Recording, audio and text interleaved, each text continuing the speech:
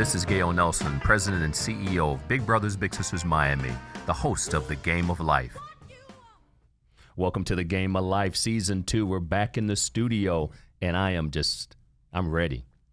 You meet people, and immediately you vibe. And I want to do a special shout out to Gale for making it happen for these two brothers to be in the studio, to talk, to meet to one another, and to really share with all of our listening audience about just realness. Our show today, things are heating up, and you can't heat things up without having a chef. And Chef Brian Hill, welcome to The Game of Life, brother. Thank you, my brother. It's a privilege to be here. It is absolutely. I am through the roof, okay? And we're just getting started. Yeah. Let's go, baby. Started. So look, we're going to have a straight up unscripted conversation today about one word, potential. Because let me give you some context. Okay. It is not lost on me that 7 out of 10 kids that we serve here at Big Brothers Big Sisters of Miami look just like you and me. Yes. It's not lost on me that I was in a meeting and one of my staff told a young lady, a little black girl, that that's our president and CEO. And she said, no, it's not. And then I'm sitting in a meeting with alumni Big Brother Mark Kent, who looks like you and me as well. Alumni Big Brother, mentored a young brother out in Southern California. I'm sitting in a meeting with him. And here's this beautiful black girl comes to the door with one of my staff. And how old is she again? She was in middle school. Okay. And she looked and she put her hands over her mouth like, oh my goodness. Mm-hmm. And he said, go on in. I said, come on in. What is it? We had the glass wall so I could see her at the door. I said, what is it? She said, I didn't believe him. And that let me know that in 2019, when our kids can't believe, regardless of somebody's politics, after having a black president, to not believe that a black man or woman or a person of color cannot lead, cannot own, cannot. This story sounds so familiar. Go ahead. And all I'm saying, Brian, is sorry to kick the show off with just the real, but I know you can handle it. Come on. And the game of life, everybody makes a team, but how you play is up to you. I'm the product of a single family. My mother raised me when my daddy left us when I was 2 years old. And the bottom line is, I'm her baby boy, and I am humbled to work for the kids. I start the show with that because when I say things are heating up, if you don't have the real and raw conversations, it's not meant to offend anybody, but just stating the real. This little girl, I gave her a hug. I took a picture with her, and you know what I told her? Before I toss it to you, Brian, I said, I work for you. I said, I work for you, young lady. And she left there with the biggest smile on her face. So from her hands being over her mouth, saying, I can't believe it, to leaving with the hope, the potential that she already has. That's what we need to do for our kids. And so it's a pleasure having an accomplished brother, a chef. Let me say that again. Chef Brian Hill is not just something you thought of. It's not just a clever name. Not just a clever name, but you are truly, and you've done some cool things with some great people. We're going to talk about that. But Brian, I've given you a little taste of my story and what I do here and what we do as a brand, Big Brothers Big Sisters. But if somebody did not know Brian Hill, talk to us, Chef. First, I got to say to you, Gale, you are super dope, man. Thank you, brother. Just your energy. I have been waiting to, and this is unfortunate. I'm going to be very candid, okay? All right. And everyone that's listening is not going to like everything I'm saying, but they're going to have to let it marinate and think about it in their own form, not in my form, but in their own form and in their own mind. I've been waiting to meet more black men like you. And unfortunately, I have not. I'm going to be very candid. That's all right. Okay? And it is burning in me because of where I've come from. And you just tell me that your story of, your pops leaving when you were 2. Yes. Mine left when I was 9. Wow. So there was a tragedy in my home, but yet no one died. So my father died in my eyes when he left. So, but getting back, I need you to understand how happy I am to be here. I am through the moon. I am space shuttle level right now because of this. And again, thank you, Gale, for hitting me. This is a woman that is so woke. Yeah. She was she heard what I said. Now, mind you, I want you to understand something. I have not met this woman eyeball to eyeball. Incredible. Like you and I are right now. Right. And she got me. We only spoke on the phone 4 times. And she got me in ritualistic form. So going back to me being here, it is my dream because I've been trying to get to this kind of platform where I can give back for 20 solid years. My goodness. Folks that talked a good game. Oh, I've got a non-for-profit. I've got this where I give back to the underserved. And I'm like, please dial me in. I need to talk to these brown sisters and brothers. They're like, yeah, I'll call you. But they know I'm going to give them the real truth and what these people want. And it's not all of anyone. Understood. But a lot of these so-called give back to the underserved, it's just about money. Right. And they never call me. And the ones that do, they don't want me to be seen by the underserved kids. Because it's almost like they're like, well, we want to do this, but we don't really want to do it. What is the phrase that you started that we're all about here? Everyone gets to play on a team. Yes, sir. But it's the way you play it, right? That's right. Say it for me No, to make you sure I gotta got get it right, brother, because on the game of life, I got to just put on my radio voice and everything with this one. Go ahead. Welcome to the game of life, where everybody makes the team, but how you play is up to you. Ooh. That's how it rolls, brother. That's what this is all about. Oh my gosh. I guess just so you know, I cannot express, but maybe you're getting it a little bit, and maybe everyone else will. Yeah, this studio is lit up. All I want to do is to make certain that every single girl and boy gets my story and uses it. Use me. Like sometimes people are like, oh, that's a bad word. Don't use anyone. No, because I know you're all also going to give. That's right. You understand? I'm not a selfish ball player. Yes, there's time for individual achievement Right. when you step up to the plate. Right. That's time for individual achievement, That's okay? right. But when you're out in the field, teamwork. Gotta have it. It's teamwork. Then you say, okay, you know what? I'm going to, catch and throw, and you know what I mean? That's what this is all about. And I want to make certain that they see that I'm a team player. But now watch this now. Go ahead, in give it terms to of me. teamwork. I've worked with Gale in the space of nonprofits, and she said, you and Brian just need to meet. You got to meet. And the fact that she had not met you. That's crazy. So it speaks to the power of relationships. Yeah, it is. I saw an interview that you did with Huffington Post. Yeah. And you broke it down. I said, I'm honored. When I saw the interview, and I want to get to it. Okay. And I want people to hear and understand, because right now they're saying these two brothers having this love fest. What's this podcast It's really real, about? dog. So let me go ahead and drive a little bit now, Brian. Chef, when I saw the interview, I'm thinking, I saw it this morning about 6:30 a.m. Wow. Thank And you I for that, too. said, Thank you for watching. Oh no, my pleasure.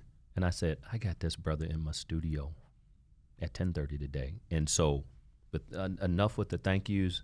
Drop some knowledge on some folks. Tell us your story, Chef. Born and raised Washington, D.C. Mm-hmm. I'm a native Washingtonian, 3 miles north of Howard University. I grew up, Petworth. Father left us when I was 9. I'm second to the youngest of 5. It was like an African village. My mother literally could not deal with the tragedy that happened. And like I said, I call it a tragedy because my dad died in my eyes, because the way he left and just left us, we're already in this underserved community. And I hope you're sitting down, okay? Because my father was a great police officer, but a bad dad. And the creed of a police officer is to protect And to serve. He didn't protect or serve us. Now, I didn't really get that until I was about 15-ish, when I started making certain that I had a job in any way, shape, or form, whether it's shoveling snow, raking leaves, and of course, what I knew I wanted to be at the age of 13 is a chef, and I wanted to do anything culinary. So I said, okay, let me go on that battle. Okay, let me just get in that field and just fight and see what I can learn. Let me just keep learning about hospitality, because I started to discover that's a word. I was like, the hospitality industry, yeah. So at 16, I would just say, I want to be in the hospitality industry. I was like, but I want to be a chef, but in the hospitality industry. And I just kept saying that. And I just kept saying it into the universe and speaking it, but not just speaking it, going in. I literally worked in cafes, bodegas, hotels, large hotels, large hotel restaurants, single restaurants, franchise restaurants, everything I could. I am a Temple University dropout, but I'm educated. And the reason why I say that is because I never stopped learning. That's right. And everything, like I learned something from you already. I'm going to learn more before this is over. Each and every time I made a dish, I wanted to take people on a journey, on a trip. Yes. So that's when I said to myself, let me go all in. And I moved to Los Angeles in 2002. As a matter of fact, January 15th, 2002, I moved to Los Angeles. And I discovered that culinary is big there. Oh, yes. Oh, yes. Everybody wants to be and wants to have a chef because, of course, the industry is, it's lots of cheddar. And right. people are busy. Yes. And they got these big homes and these big kitchens. And don't want to cook. And do not want to cook, but they got beautiful kitchens. Yes. So the best thing that I could do for myself was go to these parties, make myself known this way. Hey, if someone says, I'm having a party for the 4th of July, I'll say to the homeowner, maybe they work in the industry of, movies and TV, but they aren't celeb, but they're like exec producer or whatever. And I would say, hey, listen, let me make the food. You just buy the food. Don't tell anyone that you didn't pay me. And if I kill it, if I do well, then you tell everyone. I did 10 of those parties. 10 of those parties in the first 4 months of me being in LA for free. The word got out. Next thing you know, I'm at a Sunday Fun Day event, and Eddie Murphy's assistant says, you did a party. I remember this fish you did. It was amazing. Now, I didn't know her client was Eddie Murphy. Right. She said, I want you to cook for my client. Next thing you know, I come to Beverly Park. I don't know if you guys know what Beverly Park is, but it's a gated community, okay? Okay. And the least expensive home is $7 million, okay? The most expensive is $35 million. So I don't know. I'm going to Eddie Murphy's house until I get there. And let me tell you right now, I came in, she already had the forms ready for me. I was like, so I'm hired. She's like, oh yeah. No, we need you to be here. That was my first job as a celebrity chef. So that's no joke. Real talk. Wow. I went on to Mary J. Blige. I was with Eddie Murphy for a year. Mary J. Blige, off and on for 5 years actually. Mariah Carey, and everyone treated me well. I have no bad stories. That's great. But I will tell you this though, my brother. I will tell you this. I love the queen of hip hop and soul. I love Mary J. Blige, and I'll tell you why. Real love. Real love. Real love, because she treated me like a king in her own kitchen. Paid me a lot of money to do this. Right. But she let me be me in the kitchen. That's awesome. She was amazing to me. The way you and I, like, even before we got to this, but when we were downstairs, that's how Mary and I speak. Just a vibe. Just a vibe. She's like Chef Brian. Like, I met Sidney Poitier twice because of her. That's awesome. Anyway, I'm sorry. Okay. No, brother, what you're saying is, so let's go back. So we're doing a social justice series. And as I told my team this morning, I said, when I get Chef Brian in the studio, I said, I've known him a hot minute, never met him before in my life. I said, but I don't want any script. I don't want any questions, nothing. This is the beauty of a podcast. Yeah. Because we're going to help some kids today. Okay. You had an opportunity. And then social justice series, one of the things we're doing here, and it's interesting, Big Brothers Big Sisters has a Bigs in Blue program where we match police officers with children. Copy that. And so it's gone nationwide. I mean, of course, not only here in Miami, but across the nation. That sounds and right. So when I think about, and the goal of that is to build trust and respect. But I want to take it back to your story. So having a father who's a police officer who is sworn to protect and to serve. Let's take it back to your house if you don't mind. I don't think you do. Come on. I'm ready. That's got to be so weird for you now. I mean, think as a grown man who gets it and you had to process it, but as a little boy, let's take you back there. You were 9 years old? 9 years old. and you understood what a police officer did. You see your daddy in uniform. Absolutely. That's something to be. When I think of a lot of black men who are not involved, who may not be working, who may be with police officers, but not being the police officer, and that's a harsh reality. Mm-hmm. The overrepresentation of minorities and brothers that are in jail, but your father being a police officer, how'd you process that? What a great question. It was mixed emotions. My goodness. I felt like, of course, I'm going to date myself here. I felt like I was in a twilight zone. I got you. And I felt that it wasn't real. And I did not allow it to be real for a very long time. And I was in such denial. And I would tell people at school, my kids that, that I was in class with, they were like, oh, so what's your father do? I was like, he's a police officer. He comes home late. I still was using, he comes home late. He does the midnight shift. I never said to anyone that he was gone because I was embarrassed by it, number one. I felt betrayed, number two. I felt betrayed. I was like, what did I do? I felt like why'd you leave me? And I started thinking, okay, as a 9-year-old boy, what did I do? Oh man, I remember when I didn't do that. Oh, I remember when I was beating myself up every day. You blame yourself. I blamed myself 9 days a week because I was like, this is my fault. So I tried to defend him, but still beat myself up. Is that crazy? I literally would go to bed and think when I woke up, he'd be there. Now, mind you, I saw him leave. We were at the top of the stairs where my mother said, okay, say goodbye to your father. And I saw these lime green suitcases at the bottom, right by the front door. And I'll never forget this for as long as I live. It's 5 of us. I'm second to the youngest. And literally, I was like, okay, I'm going to wake up, and he's going to have that same luggage, but he's like, I'm back. That's what I kept every morning. It was like waiting for Santa Claus. Yes. When you look out the window to see him with the reindeers in the sky. He's coming. He's coming. And I thought he was coming back. And so the more time went, I'm now 10, I'm now 11. I then come to the harsh realization on my own, but I still lie to all my friends that my mom and dad are still together. It hurt me so much that the anger set in. Here's the anger. So I lash out at teachers. Absolutely. Any authority figure. Yeah. And I especially lash out at police officers. Oh, my.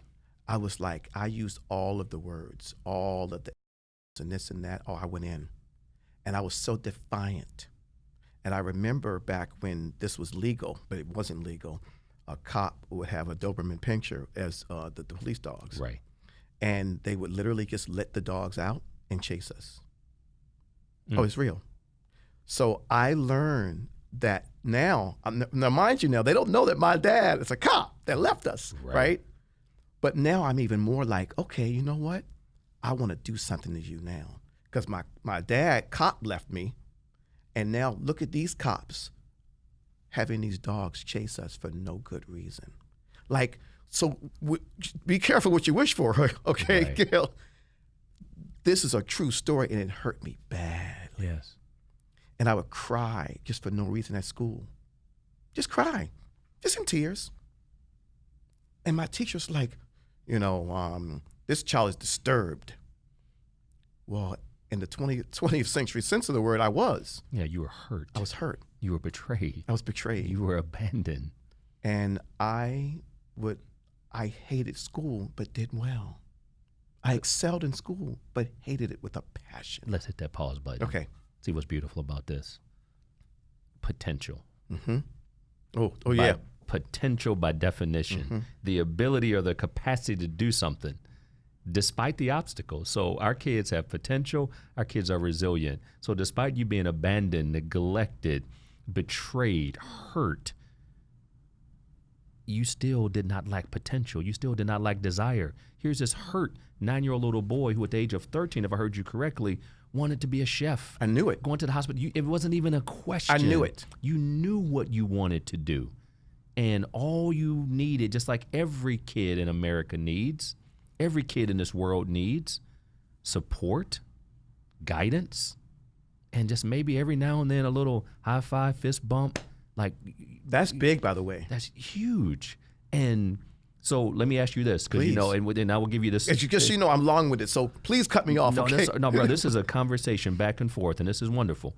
But I gotta say, you know, we have this Bigs and Blue program with, well, you know, police are our partners. So, brother, you all right? Because I know too many police chiefs. So I can't have you leaving here angry. So you good with police right now? With a gang now. Okay.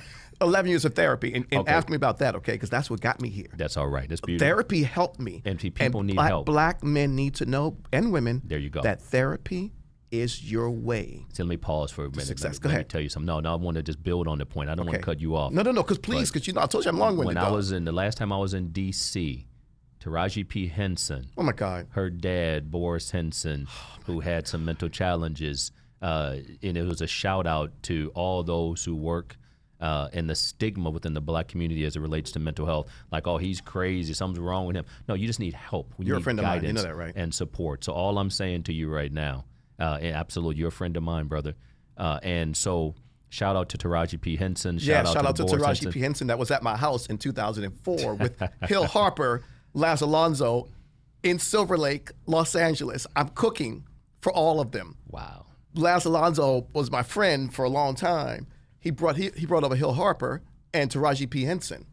Hill Harper wrote a book for Big Brothers Big Sisters. He was a big brother. You understand, as well. like this circle so right now. Name dropping like all this the circle black right now. royalty, No, brother. When I bring you the pictures, I have the pictures at home right now. That's awesome. Of me, Hill Harper, Laz Alonso, Taraji P. Henson. That's all right. 2003. Go ahead. Show it to my daughter. She's like, oh, he knows cookie. No, it's crazy. No, it's crazy, dog. Go ahead. Go. No, all I'm saying to you is, and that's the beauty of relationships and where I'm going in terms of potential.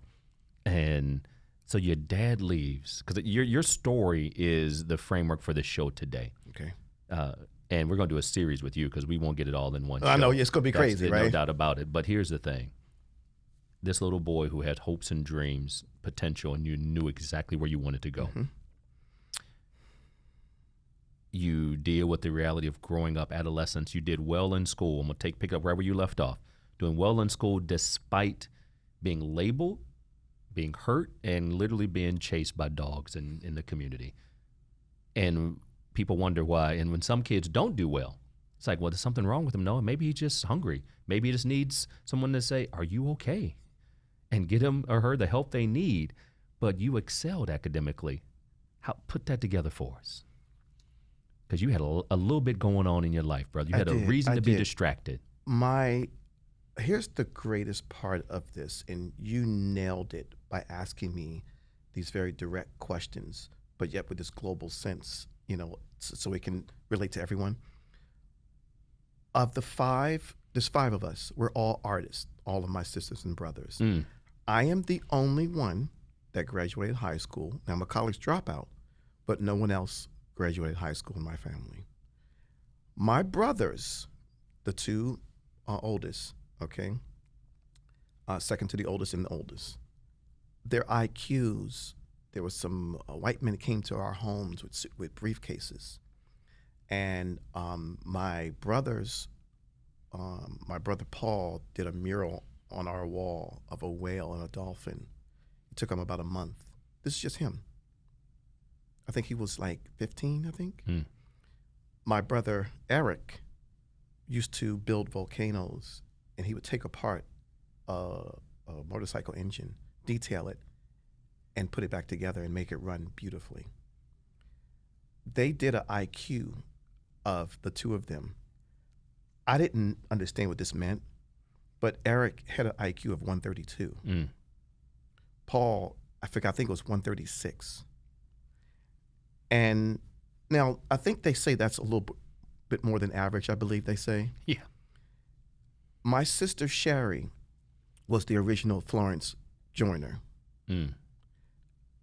The people from Penn Relays came to my house as well, came to my ghetto home, okay, asking my mom, can she do Penn Relays? My mother said no, because remember, my mother died of that same tragedy that I had. Yes. Even though no one died. So what's the expression? What's that phrase? Misery loves company. That's right. She kept us all from succeeding because of her failure. So she said no. My sister Lynette, math genius.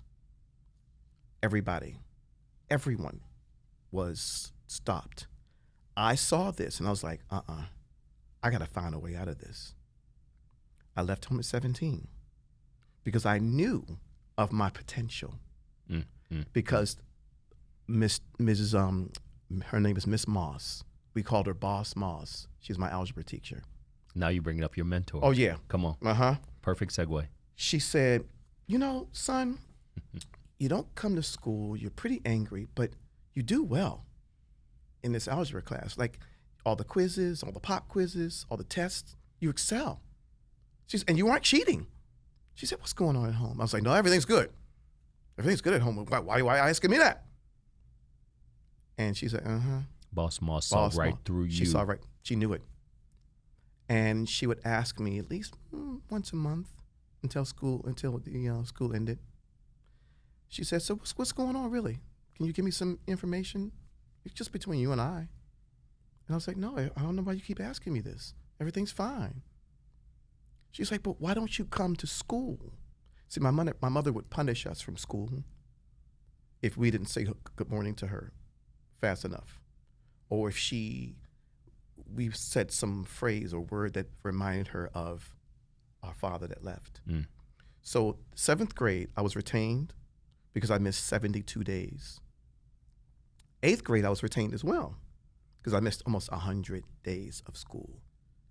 I didn't skip school and hang on the corner. You were held. I was held.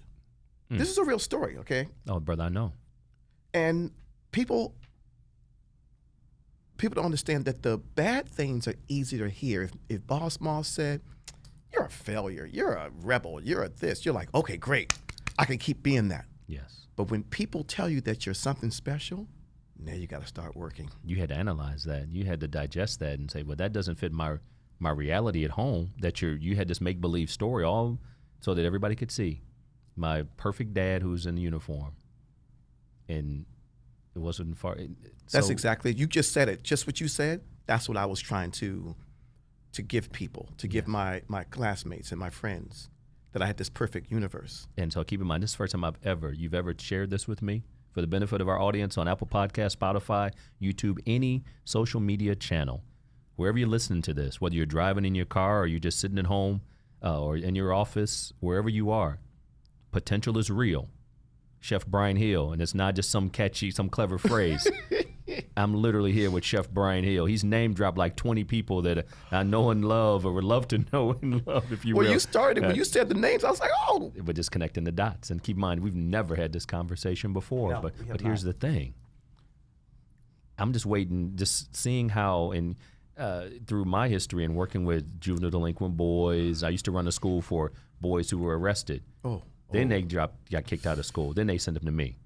So I'm just tracing all the stories of these little boys, all of them black and brown, who I've had a pleasure of working with. And it was total brilliance despite the obstacles. So I'm sitting here with you, Chef. You're telling your story, and I'm just replaying kids that I've seen that throughout the years. I spent 12 years running the school. 12 years. And these were the most intelligent young men I'd ever met in my life. Potential made possible. And so I'm just waiting for that next shoe to drop, because in this story, and I don't know your story, but Boss Moss she either got somebody else or she did it herself. But now let me just tease and you give us the reality. There was a breakthrough at some point. You got out. You moved on. So let's go. Take 3. I mean, listen, I don't know how you know, but you know, I do know how you know, okay? Probably 2 decades of knowledge. She said, you want to teach the class? There you go. Breakthrough. That is it. There it is. And she said, can you just show everyone how you came up with your sums and with your, the ending point here? I literally taught the entire class. It's just one time. And I went through it. I used the entire blackboard. As a matter of fact, she had 2. So one, was when you first come into the door of the classroom, and then there was one that faces you as you sit in your seat. Right. So I used all of them. And I made certain to have lines so everyone could, make certain that they didn't get things confused. And she just sat back and smiled the entire time. I thought she was laughing at me. No, she was enjoying the cooking. Yes.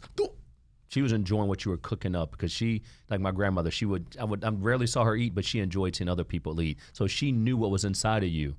And so this is 20 plus years you hear talk coming back at you. I don't know if you've ever met a brother like me. No, I have not. Because here's the deal. I've seen it in person. The reason I love doing what I do with Big Brothers, Big Sisters, I want people to understand being a mentor, being that boss Moss, being that Chef Brian to mentor a little boy or a little girl. It's like Hidden Figures, the brothers. Whoa. So now you're going left to right on the board like Taraji did in Hidden Figures, and she's sitting back saying, I knew it was there. It's time for you to shine. So go ahead, brother. It was beautiful. And after that, I literally start at the very last, it was May, because, we get out in June. I know, look at you. Look at your face. Okay, it's coming. Here we go. I said, listen, the reason why I don't come to school is because my mother punishes us from school. There it is. And so she was silent, and I was like, uh-oh. She said, okay. She said, so what are you prepared to do? I didn't know what that meant. Of course you did. I was like, what are you talking about? How old were you at this point? Okay, so that's 8th grade. Oh my goodness, you're like 12, 13 years old. Yeah. And what are you prepared to do? What are you prepared to do? And I said, I don't understand what you mean. She said, you want to get somewhere. How do you think you should do it? I said, well, maybe I'll just keep doing what I'm doing. She said, yes, but make certain that when you show up, okay, you show up early and leave late. She said, when you show up early and leave late. I'm going to tell you right now, I use that in everything. Whether it was a job, whether I was raking leaves, I showed up early. And if they needed anything else, I didn't say, well, no, I got to go. I was like, what else you need? And this is that potential that it's so beautiful when you say it and you sitting across from me, I'm sitting across from you. What that really means, that's what got me to this seat right here with you. Because I showed up early at Eddie Murphy's house and I left late. I had dates sometimes, and Mary J. Blige would say, hey, chef, do you mind? Now, mind you, I just made them dinner. Right. Her ex-husband at the time, Kendu, would say, yeah, there's some 6 people coming over because they want to record a song because they had this little thing in the house, just like, the studio. Right. That they custom fitted. And so Neil came over with 6 other people. And Neil was a complete gentleman. 6 other people. Before he came over, though, I went down the whole paycheck because we were in Mulholland Drive. I'm sorry, Whole Foods. Got you. Whole paycheck. So I went down the street. I said, give me 2 hours. She said, well, listen, they'll be over in about 3. And I said, okay, I'll have everything ready in 2 hours, in 2.5 hours probably. And had everything ready. But going back, when Mary first said, I have 6 people coming over, or 7 people really, I was like, cool, no problem. She's asking. She wasn't like telling me. She would ask, can you stay? Do you mind doing this for us? I was like, absolutely. Because again, when you're at the plate and you're batting for yourself, that's individual achievement. No doubt about it. But when you're in the field, it's teamwork. And I was like, you know what? I'm going to show up early and leave late. Whenever they needed something else, because remember, I'm already there. So where am I going? Home? That's it? On a date? No. My real purpose and what I really love is cooking. And of course, I run my mouth too, of course, a lot. That's why you got to cut me off. But I know in my heart, in the deepest of my soul, since I was 13, that I wanted to make certain I was in the yes business. Let me tell you something about hospitality and what you've done. And what you said, you've mentioned some marquee names in industry. But the common denominator, and I'm going to be as real as I can on this podcast, okay, is these brothers and sisters, black and brown brothers and sisters, showed you the utmost respect. Sometimes celebrity can go to one's head, but what I've heard you say consistently And it's not consistent throughout Hollywood and all of that. Whether it's not consistent in life, it's not limited to Hollywood. Sure, of course. Not limited to Beverly Park, Mulholland Drive. In life, and what our little brothers and little sisters need to see is humanity. Yep. We are talking like we've known each other for years. We are, but I love it. And that's the beauty of humanity.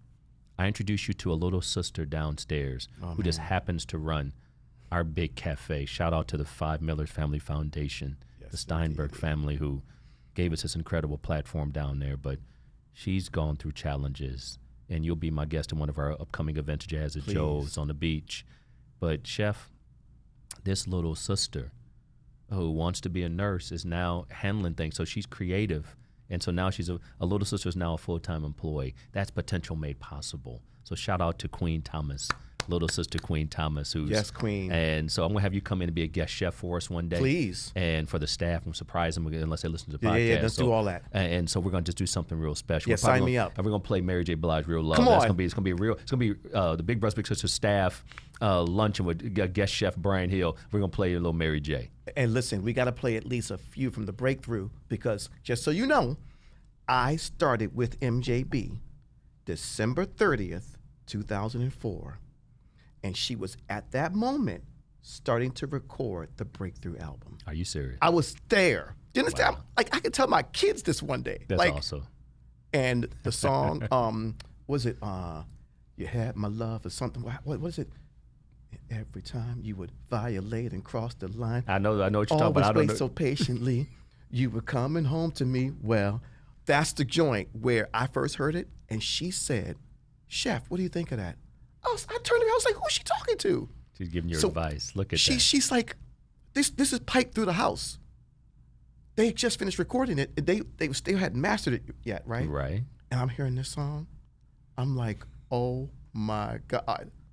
I'm like, she's like, "What do you think?" I said, "It's fire." She's like, "Yep." And then you're gonna love this one. Another name drop, but it was the best thing ever. She says, "I got some other people coming over." Now this is 8 p.m. It's Jimmy Iovine from Interscope Records, the president, two other A&R people, and Forrest Whitaker's wife. Wow. And Jimmy Iovine is literally telling stories at the table. It's now 11 p.m. about everyone, whether it's Stevie Wonder, whether it's about, Mariah Carey. I didn't know this until I'm listening that the original Fresh Prince of Bel-Air is Benny Medina. Because his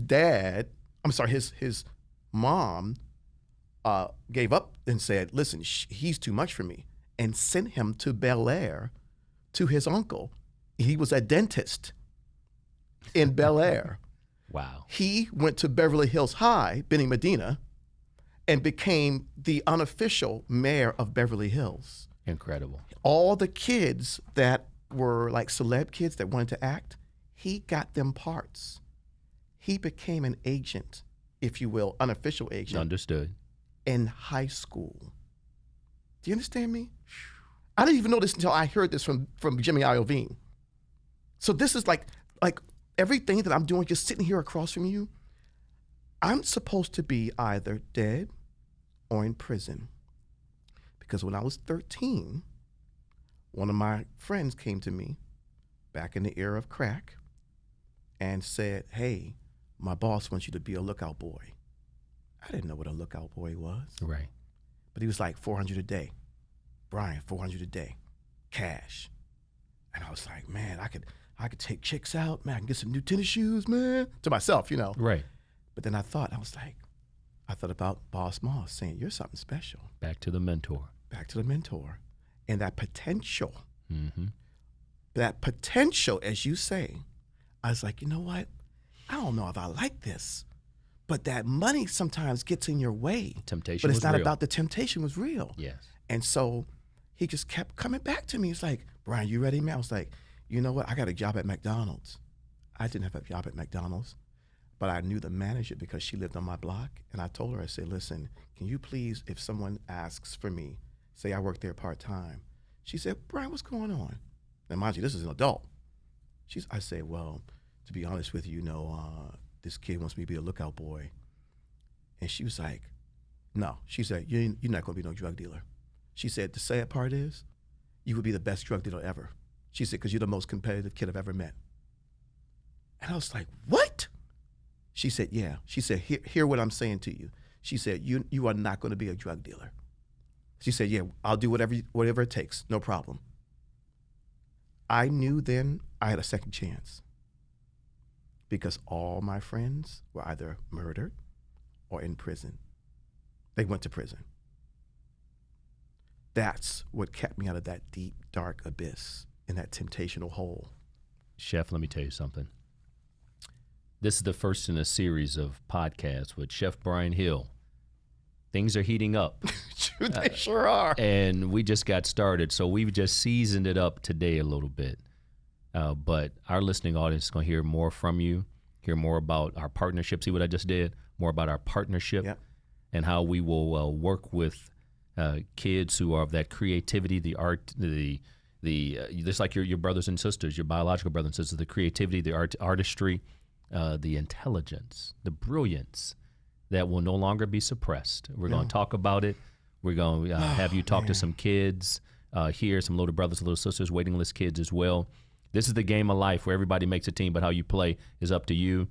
We're thankful to have you in the studio today, brother. Man, I appreciate you times 10. We will take this to another level. And before we close out our first show, you get the official you understand Big Brothers, what this Big means Sisters. to So me? the next time you walk in this building, I need you to have that on, you brother. better believe You it. are an official honorary Big Brother.